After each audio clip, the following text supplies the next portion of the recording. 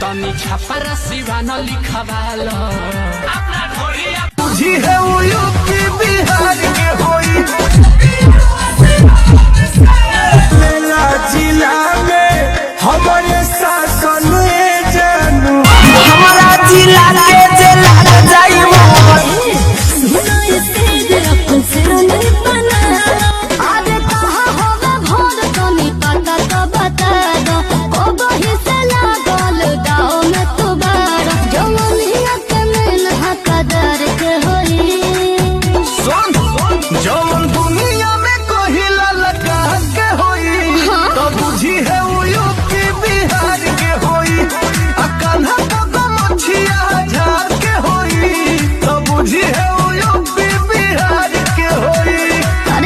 देखिए हमारा पहुंच बहुत ऊपर तक है। कहाँ तक जाइएगा मजिस्ट्रेट बाबू, सब रास्ता यहीं आके खत्म होता है।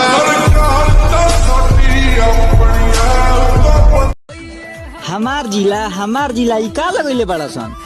इतना पता होखे के चाही नु कि बापो के बाप होला, वे हमार सिवान जिला।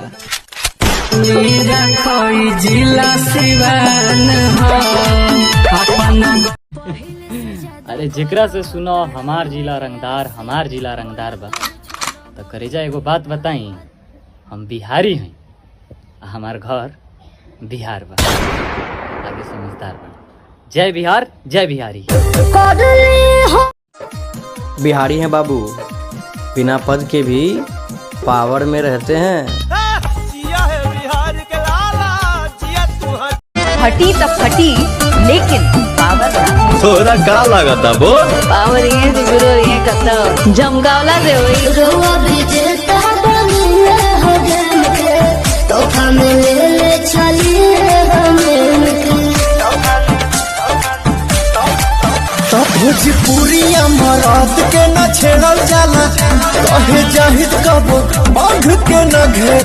मैरवा में रंगदारी चले, गोली चलेला गोठनी बाजार में, और सिवान जिला के टक्कर में कौनो जिला नहीं खे यूपी बिहार में।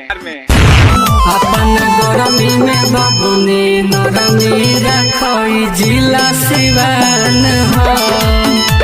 बोला तहरा जिला के पहचान के होई सुन अरे लाखों में जवान सीना तान के होई, तब बुझी है वो छपरा सिवान